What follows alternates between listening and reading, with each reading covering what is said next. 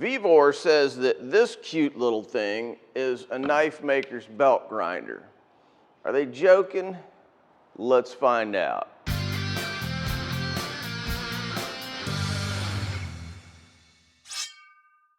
Okay, I'm just gonna say it. I was prepared to give another, ho-hum kind of, hey, this is pretty good for the money type of review for this belt grinder. But I'm not. Come with me for a minute and I'll show you why. Right here behind me are a bunch of professional grade 2x72-inch belt grinders. And here's the basic problem. This is an Ameribraid, got a broad beck, a Bader B3. They're terrific grinders, but guess what? You got variable speed and they're myriad of attachments. Each one of these, I get 4 or 5 different attachments, maybe more than that.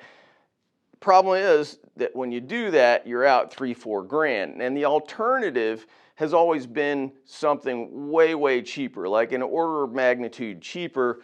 Discount grinders, they're way cheaper, but they're just minimally able to make knives. Yes, they'll do it, but they're not super happy about it.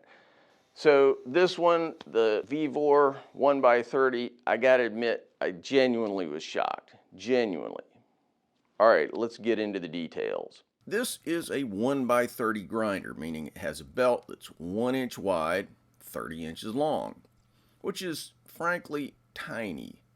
But hold on, there's more to say here. The 550 watt motor is controlled by a VFD, or variable speed control, that will poke along at 200 RPM or race on up to 5,500 RPM. The VFD works smoothly and comes in a sealed box attached by a pair of cables, so you don't have to worry about dust getting in and shorting out the electronics. It comes with a flat platen and a small 4-inch contact wheel. There's also a small work table, roughly 4 inches wide and 2 inches deep. The grinder features a smoothly operating tracking knob and an adjustable arm for the grinding attachments. The cost at the time of this video is around 200 bucks. Now, I'm going to discuss this primarily as a tool for knife makers, but it is very much the kind of tool that could be used by woodworkers, model makers, just general shop use for hobbyists, in all kinds of realms. Maybe even for light duty use in metal fab and auto body kind of work, and emphasis on light duty. And I should also mention that Vevor gave me the machine as a review model, but I'm not being compensated except to the extent that there's a link down in the description. If you buy one of these through that link, helps out the channel. So make of that what you will. I tested the grinder extensively, making a variety of knives. Now, the most important use here is for grinding bevels and blade outlines, but I also ground some handles. For grinding blade profiles, you can crank this thing all the way up and really pump out some sparks. Now, it's not quite into 2x72 territory in terms of how much material it removes, but it really just beats the pants off of, say, the Harbor Freight type 1x30s. I ground bevels using both freehand and jig approaches. Freehand works great, not much to be said on that front.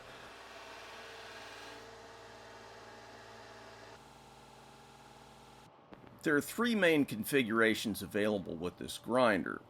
The first is a flat platen.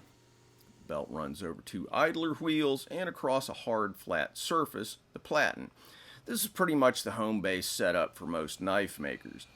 You can also remove that platen and convert it to a slack belt setup. I've found that on other grinders I have that work this way, I almost never go to the trouble to do this, but it's available, and slack belts are especially useful when doing work on handles.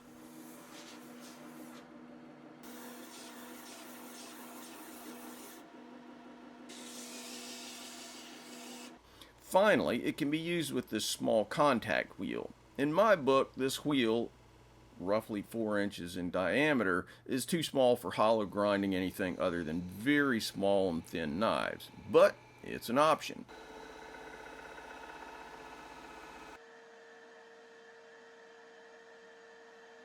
You can also use it for radiusing interior curves on the handles and things like that. You can swap those out by inserting the axle shaft in this hole and turning this machine handle. It's pretty simple, pretty quick. The variable speed control allows you to back the grinder off if you want to, so you can match the grinder's tempo to your skill level, or you can just open it up wide open and really go fast.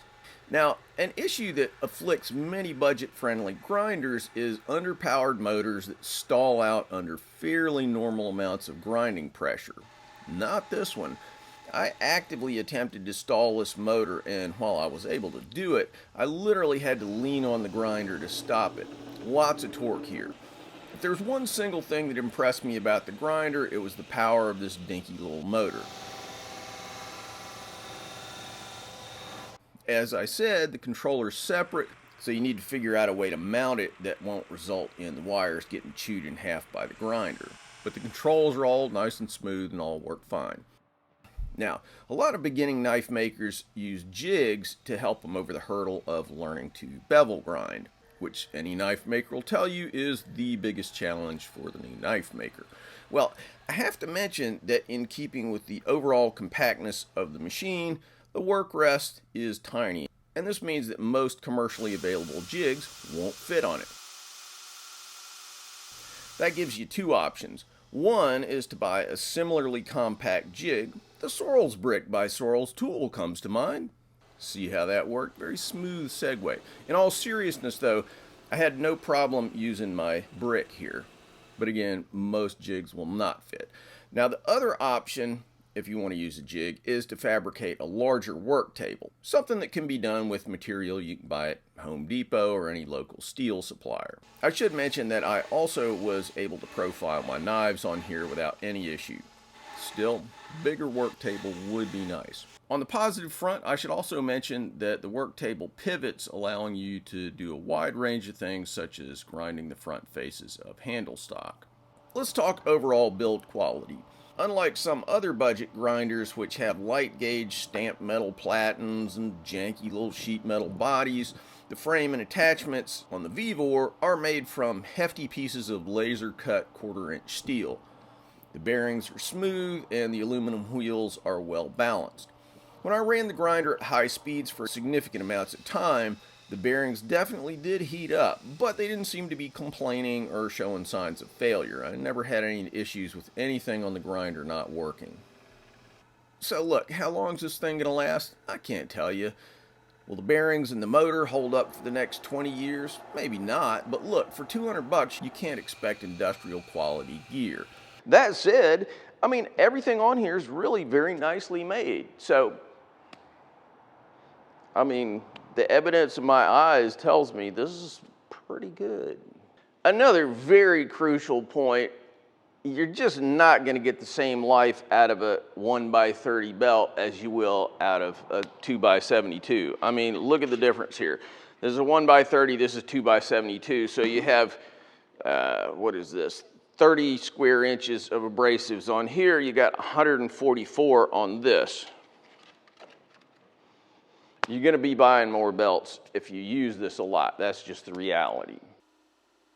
So, bottom line, I mean, honestly, I am just hugely impressed by this machine. I mean, can I nitpick? Yes. There's a little bracket that sticks out here that holds the work table, and it kind of gets in the way. You know, the leads to the VFD, I don't have the VFD sitting here, but these could get chewed in half if you aren't careful. You know, there are a couple other things like that, but come on, it's $200. Honestly, I think that I would prefer this to most of the budget type 2x42s and 2x48 grinders out there, much less the 1x42s. You know, it's just one of the big social media cliches to say that you're shocked about some dumb thing. But honestly, I am shocked at how good this grinder is. I mean, at $200, this grinder to me is just a home run. No other way to put it.